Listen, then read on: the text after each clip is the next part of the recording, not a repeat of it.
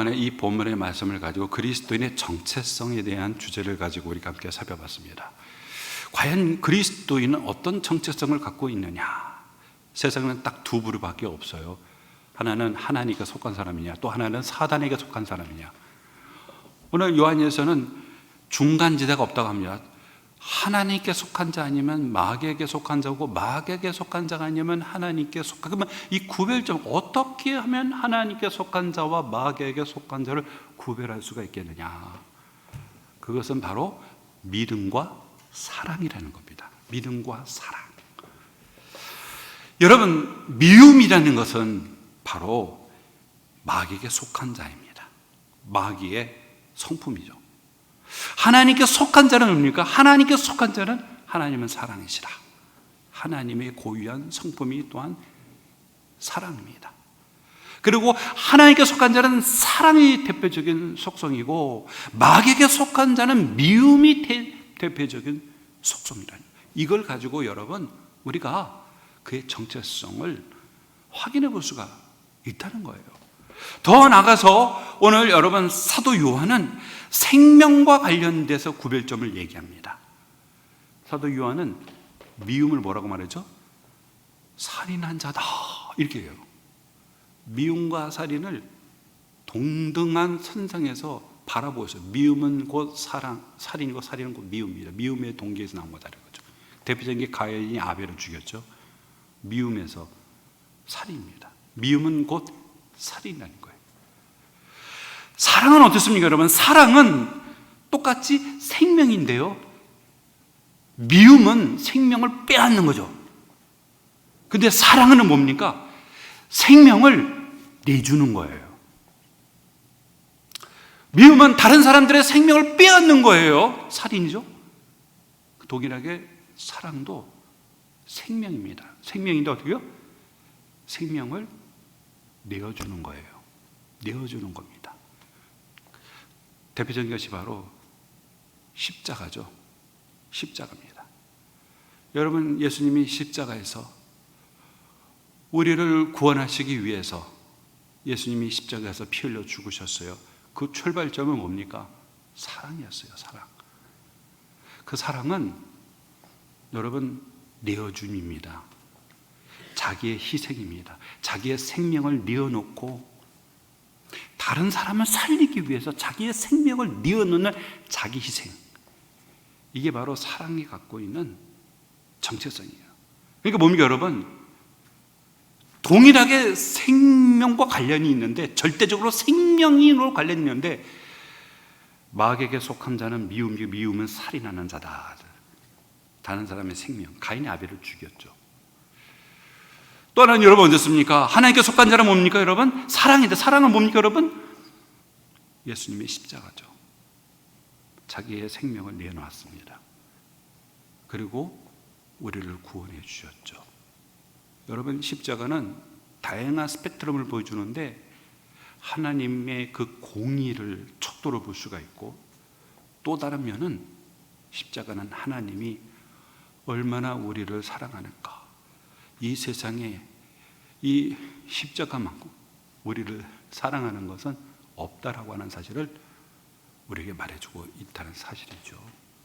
그러면서 여러분 어떻습니까? 17절에 이 그리스도의 십자가의 사랑을 근거로 사도 요한이 성도들께 다음과 같은 권면합니다. 누가 이 세상의 재물을 가지고 형제 궁핍함을 보고도 도와줄 마음을 닫으면 하나님의 사랑이 어찌 그 속에 거하겠느냐.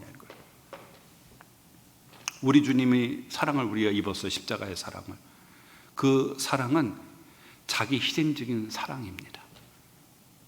그렇다면 우리가 그 그리스도의 사랑을 입었고, 우리가 그리스도의 사랑이, 하나님의 사랑의 성품을 가졌다면, 자기가 재물이 없어서도 실천을 요구하는 게 아니라, 재물 너 있잖아, 너 창고에 보면 너 저축하고 있잖아, 가지고 있는 걸 갖고 형제의 궁핍함이 뭡니까? 아무것도 없어요. 당장 내일의 끼니를 걱정합니다. 궁핍함을 보고도 도와줄 그 마음을 여기에서 참 닫는다는 게 문을 닫는다는 겁니다. 문을 탁 닫아 놓으면은 너희 안에서 어찌 하나님의 사랑이 너희 안에 거하고 있다고 말할 수가 있겠느냐 이거예요. 예? 그러면서 오늘 18절에 이렇게 당부합니다. 자녀들아, 우리가 말과 혀로만 사랑하지 말고 행함과 뭐라고요? 진실함으로 하자. 말과 혀로만 립 서비스만 하지 말라는 거예요. 추워요? 그럼 따뜻하게 하세요. 배고파요? 잡수세요.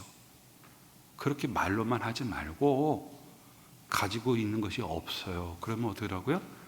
행함과 진실함으로 행하자.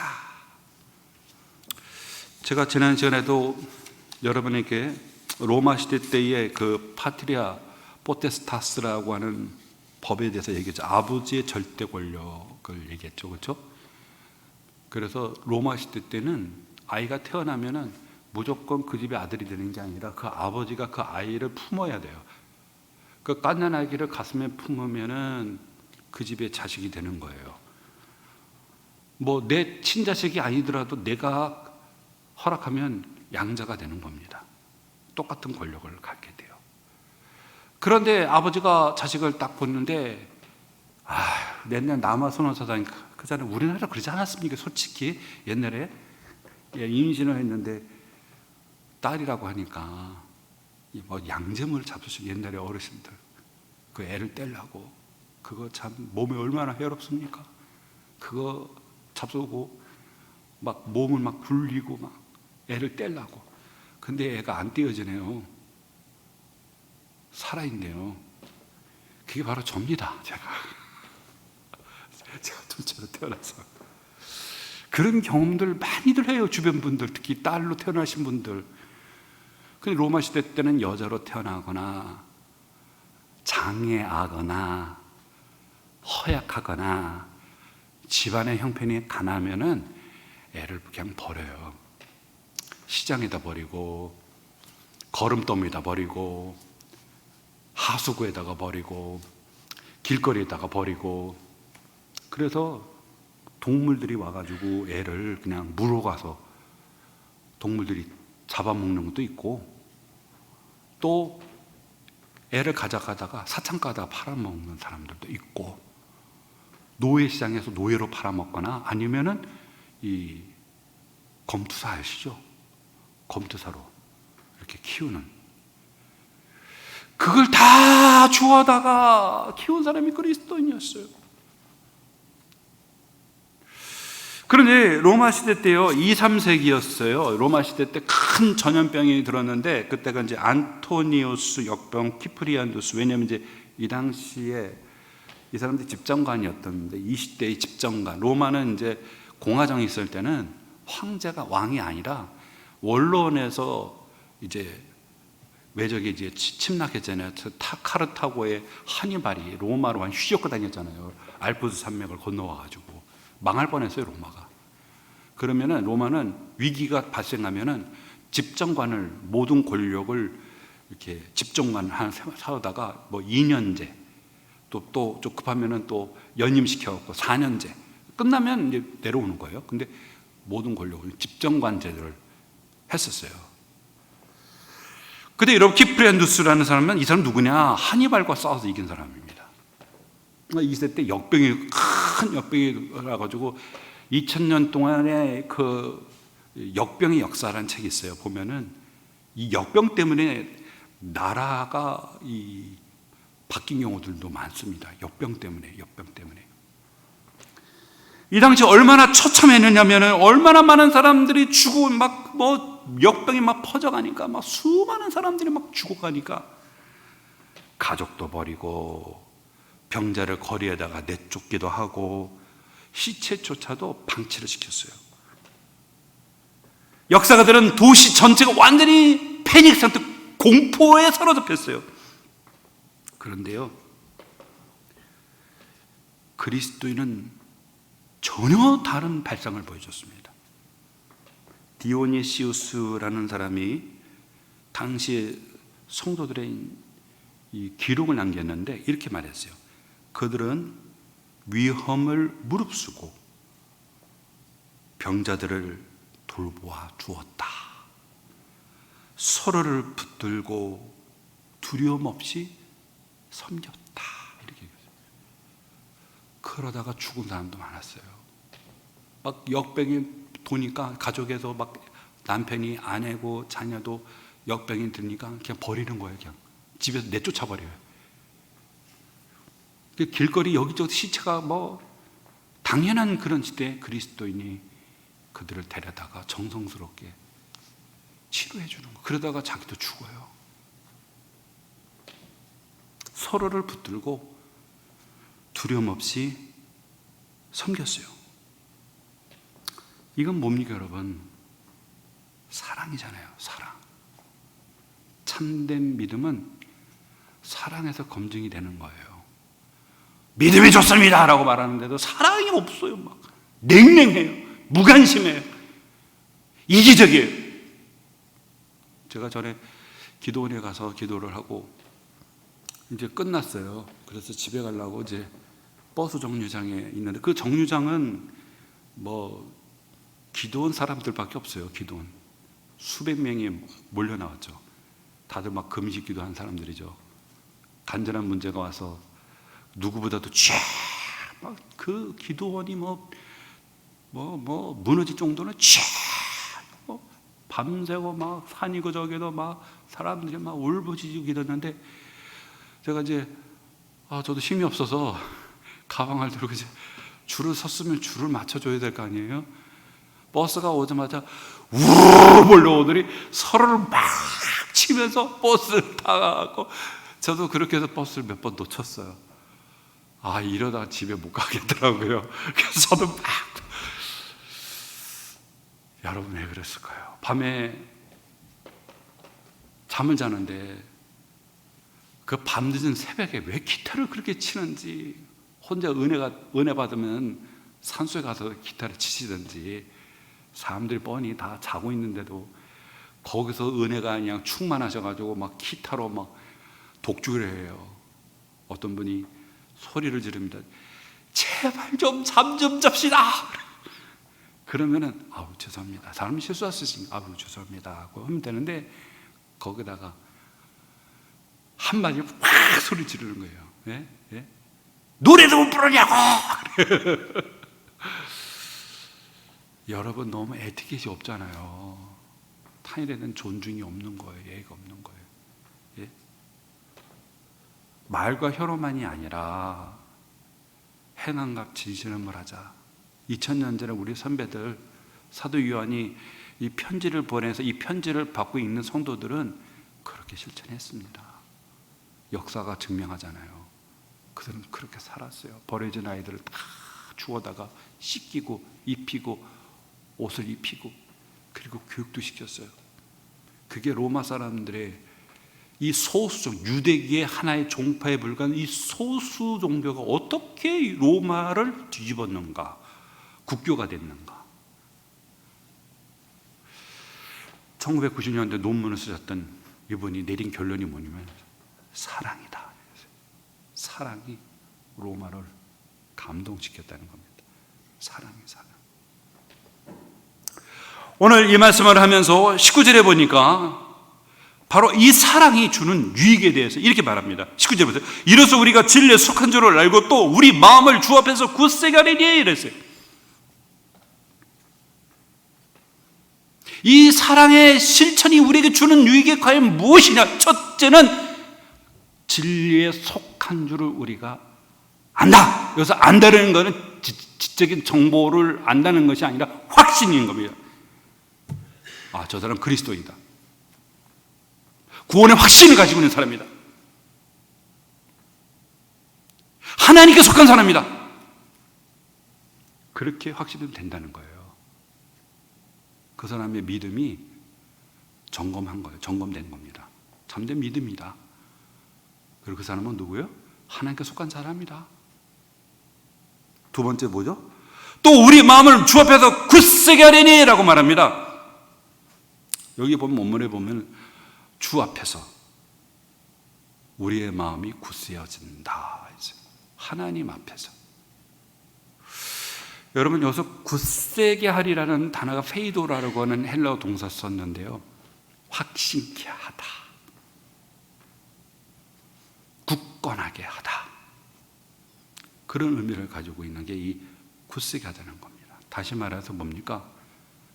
나와 하나님과의 관계 속에서, 여기서의 마음이라는 것은 우리의 전인격을 뜻하는 거거든요. 하나님 앞에서 뭡니까? 확신을 갖게 한다는 거예요. 확신을 갖게 한다는 겁니다. 우리가 하나님께 속했다는 것과 또 어떻게 돼요? 우리의 마음에서 내 양심이, 그래서 이 마음이 양심에 좀 더 가깝습니다, 여러분. 까르디아는데 양심에 가까운 우리의 내면이죠. 우리의 전 존재가 하나님 앞에서 확신을 갖게 된다는 거예요. 확신을. 무슨 확신이요? 구원의 확신을 갖는다는 겁니다. 내가 하나님께 속했고, 내가 하나님의 구원의 은혜를 받았고, 내가 참된 믿음 안에 거하고 있다는 확신을 갖게 된다는 거예요. 무엇으로요? 사랑의 실천이 그런 유익을 우리에게 준다는 겁니다.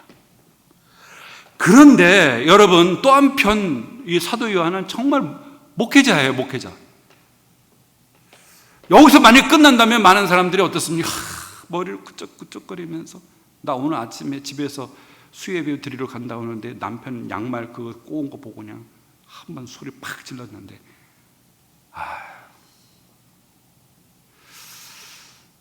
우리의 양심이 때는 죄책감이 들 때가 있잖아요. 예? 우리 양심이 우리 안에서, 너 그렇게 살아가면서 그리스도인이라고 말할 수 있어? 예? 그렇게 너 말씀대로 살지 못하는 건 너 알고 있잖아. 너 말씀대로 못 살잖아.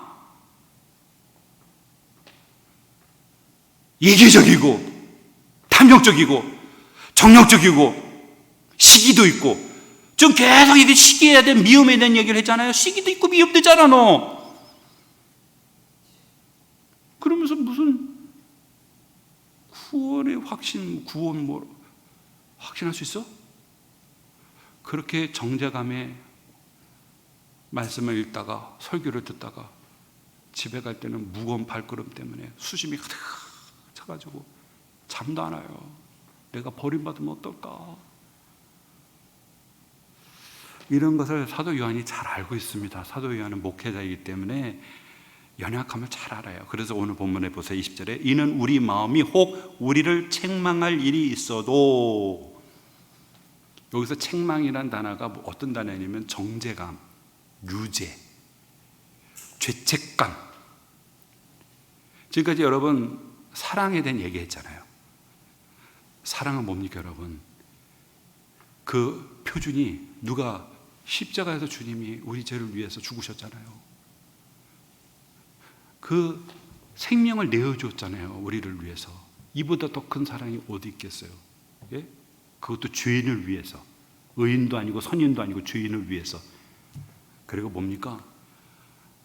자기 재물을 가지고 궁핍함을, 형제를 돌아보지 않는 것이 어찌 사랑이 거한다고 말할 수가 있겠느냐? 말과 혀로만 하지 말고 행함과 진실함으로 하라. 이런 말씀을 계속해서 이 높은 사랑의 표준의 얘기를 계속 듣다 보면 나는 그렇지가 못해요.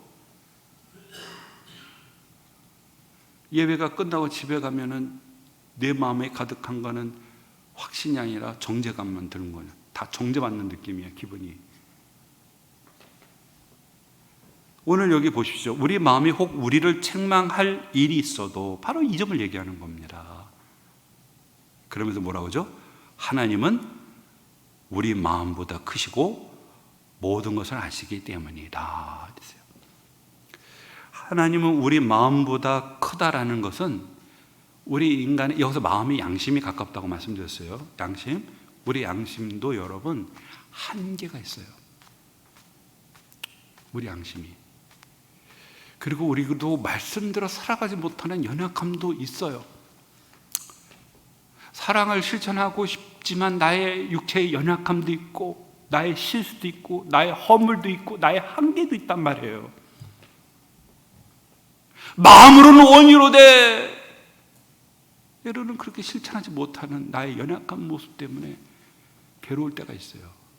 근데 여기서 크시다는 건 뭐냐면 하나님은 내 양심의 그 한계를 하나님은 다 알고 계시다는 뜻이에요. 다 알고 계시. 여기 보십시오. 여기서 모든 걸 안다는 것은 정보를 모든 게 아닌 게 아니라 전지성을 말하는 겁니다.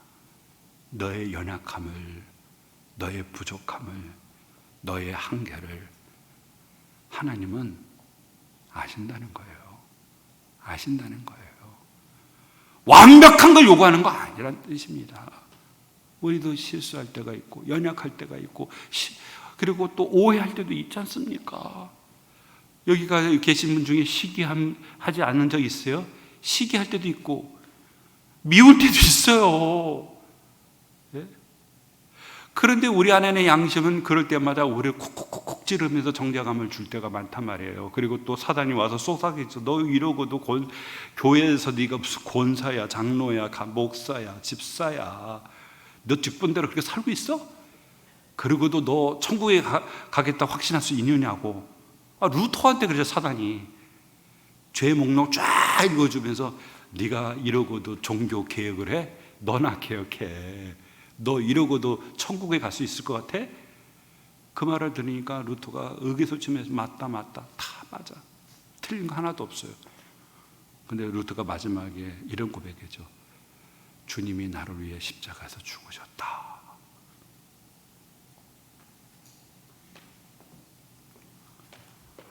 하나님은 다 안다는 겁니다. 저와 여러분의 연약함을 안다는 거예요. 물론 그렇지 않으면 좋죠. 우리가 사랑을 실천하게 되어지면은 유익이 뭡니까, 여러분? 구원의 확신을 갖게 돼요. 확신을.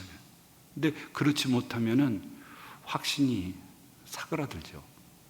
그리고 그것만이 아니라 사단이 와서 속삭임에도 항상 그걸 가지고 사단은 불쏘시게 만들려고 하거든요. 그래서 우리를 우울하게 만들고 우리의 마음의 행복감과 안정감을 다 빼앗으려고 하죠. 근데 하나님은 네 양심, 그 연약한 양심 위에 계시다는 거예요. 하나님은 너의 한계를 알고 계시다는 겁니다. 다 알고 계시다는 거예요. 그러니까 그거 가지고 염려해서는 안 된다는 겁니다. 알고 계시다는 겁니다. 그런데 여러분, 우리가 사랑을 실천하게 되어지면 우리에게 주어지는 실질적인 은혜가 있어요. 첫째로 하나님 앞에 담대함을 얻습니다. 21절입니다. 사랑하는 자들아, 만약 우리의 마음이 우리를 책망할 것이 없으면 하나님 앞에서 담대함을 얻는다라고 말하고 있어요. 우리 하나님의 말씀대로 살아가고 믿음 안에서 사랑을 실천하면은 하나님이 우리에게 주시는 커다란 영적인 은혜가 있어요. 그게 뭐냐면 하나님 앞에 담대함을 얻는다 이렇게 했어요. 담대함. 여러분 이 표현 많이 보시죠? 담대함이라고 하죠. 파레시아라는 표현을 썼는데 이 말이 뭐냐면 아무런 꺼리낌이 없어요. 부담감도 없어요. 장벽도 없어요. 그리고 편안하게 언제든지 만날 수 있고 나아갈 수가 있다는 뜻이에요. 이 표현이. 여러분 예를 든다면 아담과 하와를 생각해 보세요. 하나님이 분명히 선악과 먹지 말라고 했어요. 먹는다는 죽는다고 했는데 사단이 쏘사겨가지고 네가 그걸 먹는 날에는 하나님같이 된다는 말을 듣고 금단의 열매를 먹었어요. 그런데 눈은 밝았어요. 그런데 뭡니까? 하나님처럼 된 게 아니라 자기 안에 수치와 부끄러움을 봅니다. 갑자기 바람이 붑니다. 하나님이 임재하는 시간이에요. 소스라치게 놀래가지고 옛날에는 바람이 불고 하나님이 오신다 그러면 그냥 넓은 그 에덴 동산의 들판을 향해 막 질주를 하면서 하나님을 정말 두근거리는 마음으로 하나님을 만난 게 아니라 나무 숲속에 숨어버리잖아요. 그래서 하나님이 아담아 어디 있느냐, 하나님 앞에 내가 부끄러움으로 감히 하나님 앞에 내가 설 수가 없습니다. 왜 금단의 열매를 내가 먹었느냐 그러죠.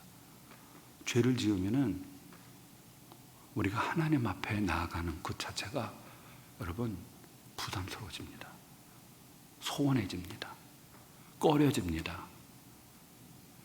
그러나 여러분 우리가 믿음 안에서 사랑을 실천하면요, 왜냐하면 꺼리낌이 없잖아요. 꺼리낌이 없잖아요. 그러니까 언제든지 하나님 앞에 설 수 있고 하나님 앞에 나갈 수가 있고 하나님도 우리를 언제든지 찾아와서 우리를 만난다는 뜻이에요. 이게. 그래서 여러분 우리가 사랑을 실천 많이 해야 됩니다. 우리 주변에 어려운 사람들 있잖아요. 요즘에 보면 텔레비전 뭐 이렇게 광고할 때마다 항상 나오는 거 있지 않습니까? 결식 아동들, 또 몸이 불편한 분들, 유니세프라고 물이 부족하고 막 이런 거 많이 해요. 유튜브도 요즘에 보면은 한 장면이 넘어갈 때마다 이런 광고들이 많이 뜰 때가 있어요. 그거 보면은 아유 불쌍하다. 빨리 좀 화면을 전환하려고 그래요. 그렇지만 여러분 우리가 요즘에 커피 한 잔이 뭐 싸면은 메가는 2,000원에서 7,000원까지 가는데 우리가 조금씩 그것을 세이브를 해서 10,000원이라도 우리가 돕는 것이 여러분 주님이 기뻐하지 않을까라고 봅니다. 저도 몇 군데를 돕고 있거든요. 제가 받는 용돈 중 일부를 돕고 있거든요. 근데 여러분 그런 사회적인 책임을 우리도 가져야 합니다. 가져야 합니다.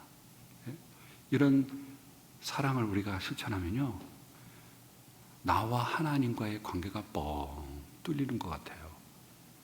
하나님과 나와의 관계가 가까워집니다. 부담감이 없습니다. 피할 이유도 없어요. 여러분 보시면 죄를 짓잖아요. 특히 이제 혈기를 부릴 때가 있어요. 그렇죠? 그런 얘기를 많이 해요. 주변에 보면 화를 한번 팍 내고 나면 여러분 어떻습니까? 교회 가기가 싫어지고요, 기도하기가 싫어지고요, 예배 드리기가 싫어져요. 말씀 보기가 싫어져요.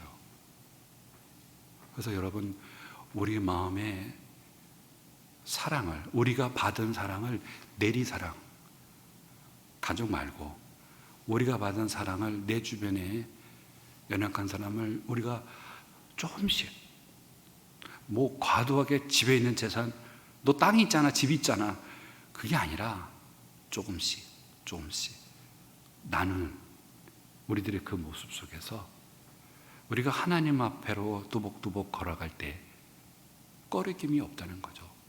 예수님이 십자가에서 못 박혀 돌아가셨을 때 휘장이 위에서 아래로 찢어진 건 뭡니까? 우리가 하나님께로 나아가는 길이 막혔는데 이제 하나님께로 나아가는 그 길이 열렸잖아요.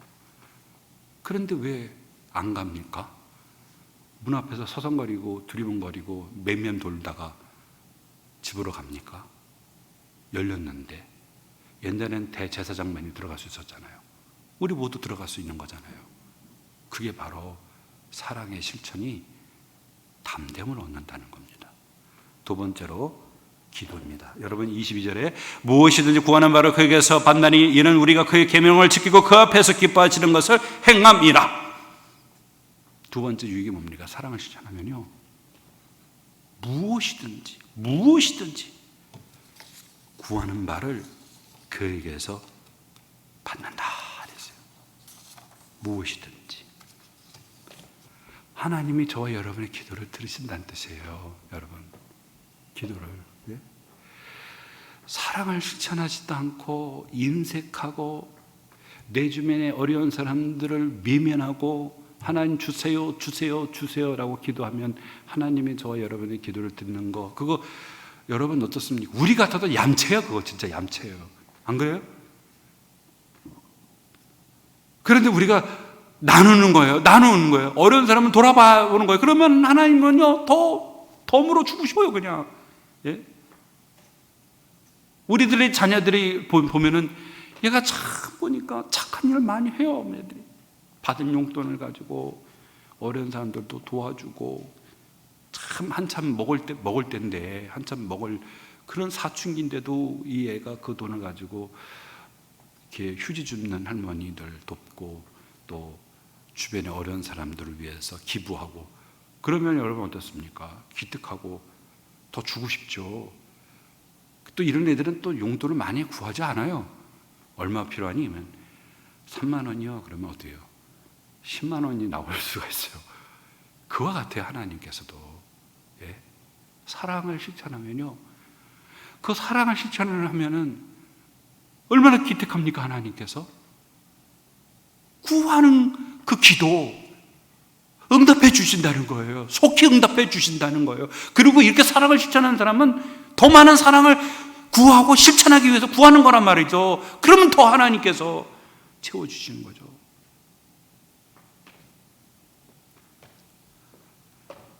무엇이든지라고 하니까 우리 어떤 탐욕에 대해 생각을 하시는 분이 있는데 그 다음 구절에 이런 한계를 갖고 있어요. 이는 우리가 그의 계명을 지키고 그 앞에서 기뻐하시는 것을 행함이라. 우리가 그의 계명을 지키는데 계명과 욕망과 탐욕이 성립이 같이 되나요? 안 되죠. 하나님의 계명을 지키면 욕망을 따라 살 수가 없어요. 성령을 쫓아 살아야 됩니다. 그렇죠? 그런데 그 성령의 뜻을 거슬려서 내 욕망을 구할까요? 너희가 받지 못하면 구하지 않으며 구하였는데도 받지 못하는 욕심을 따라 구했기 때문에 그렇다고 야고보 저자가 말하잖아요. 예? 하나님의 계명대로 살아가는 사람은 자기 개인의 탐욕을 따라 구하지 않습니다. 여러분, 우리가 잘 아는 조지 뮬러 과학원에 한때 3,000명의 아이들을 돌봤습니다. 이 아이들은 먹이고 입혀야 돼요. 그래서 뮬러는 살아생전의 기도를 5만 번이나 응답받았대요. 누군가의 도움이 없이는 아이들을 먹일 수가 없고 이 모든 운영 자체가 사랑입니다. 그러니 하나님께서 뮬러가 구하는 기도에 응답하지 않으시겠어요? 그가 기도하는 모든 것 탐욕이 아니잖아요. 다 들어주시는 거잖아요. 다 들어주시는 거죠. 오늘 마지막으로 23절, 24절은 지금까지 13절에서 22절까지의 지금 사도 요한이 증언했던 이 사랑에 대한 정체성에 대한 결론에 대해서 말하고 이제 23절, 24절이요. 이제 모든 말씀을 함축적으로 요약을 하는데 23절 보세요. 그의 계명은 이것이니 곧 그 아들 예수 그리스도 이름을 믿고 그가 우리에게 주신 계명대로 서로 사랑할 것이니라 라고 말했어요. 그의 계명을 지키는 자는 주 안에 거하고 주는 그의 안에 거하나니 우리에게 주신 성령으로 말미암아 그가 우리 안에 거하시는 줄을 우리가 아느니라 그래서 23절과 24절은 13절부터 22절까지의 모든 말씀에 대한 이제 요약입니다. 요약이에요. 그의 계명이 뭐냐? 그 아들 예수 그리스도의 이름을 믿는 거고 그가 우리에게 주신 계명대로 서로 사랑하는 거예요. 이걸 간단하게 요약하면 믿음과 사랑입니다. 믿음과 사랑. 지금까지 모든 이야기가 믿음과 사랑이었어요. 참된 믿음은 사랑에서 검증이 되고 사랑은 그의 믿음을 확인하는 거예요. 믿음이 뭐죠? 예수 그리스도의 이름을 믿는 겁니다. 그 이름은 인격입니다. 예수 그리스도의 그 인격을 의지하고 신뢰하는 것이고 그리고 뭡니까? 사랑하는 거예요. 이 믿음과 사랑. 오늘 지금 사도 요한이 지금 이 얘기하고자 하는 말씀의 핵심이 바로 여기입니다. 믿음과 사랑이에요. 믿음과 사랑. 예? 네가 참된 믿음이 있냐? 사랑으로 검증하라는 겁니다. 사랑으로 검증하라는 거예요. 그럼 뭐죠? 너가 진리에 속했고 그리고 뭡니까? 하나님의 백성이고 자녀됨에 대한 확신을 갖게 되어진다는 사실. 그리고 하나님 앞에 나아갈 때 담대함으로 나아가게 되고 기도하고 구하는 모든 것을 하나님이 응답하신다는 거예요. 맞습니다. 그리고 그의 계명을 지키는 자는 주 안에 거하고 주는 그의 안에 거하나니 라고 말합니다. 이 주의 계명을 지킨다는 것, 믿음과 사랑이잖아요. 그죠? 믿음과 사랑이지 않습니까? 주 예수 그리스도의 이름을 믿고 서로 사랑하는 거. 그러면은 그가 바로 주 안에 거하고 주는 그의 안에 거한다는 겁니다. 그렇기 때문에 그 사람은 누구에게 속했다는 겁니까? 정체성이 하나님께 속한 자고 사망에서 생명으로 옮겨진 자라는 뜻이겠죠. 그럼 또 이런 질문을 합니다. 그러면 하나님이 우리 안에 거하고 있다는 걸 어떻게 알아요? 그 다음 절이 얘기죠. 우리에게 주신 성령으로 말미암아 그가 우리 안에 거하시는 줄을 우리가 아느니라. 성령이 우리 안에 내주합니다. 그리고 그 성령이 우리 안에서 하나님을 아바, 아버지라고 부르게 합니다. 그리고 그 성령 하나님이 우리를 인도합니다. 하나님께로 우리를 이끌어 갑니다. 그리고 우리에게 믿음과 사랑과 그리고 순종과 그리고 하나님 앞에 담대히 나아가 하나님 앞에 기도를 하게 하는 것. 이거 누굽니까? 우리 안에 거하고 있는 성령 하나님 역사죠.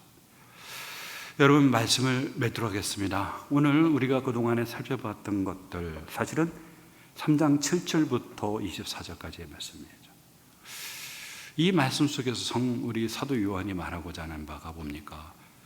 정체성에 대한 이야기입니다. 정체성. 하나님께 속한 자냐, 마귀에게 속한 자냐. 마귀에게 속한 자의 특징이 미움이고 하나님께 속한 자의 속성은 사랑인데, 이게 생명과 관련돼서 나타나죠. 미움은 곧 살인입니다. 가인이 아벨을 죽이듯이. 사랑은 그리스도의 십자가에서 우리를 구원하기 위해 자기 목숨, 생명을 내어주신 겁니다.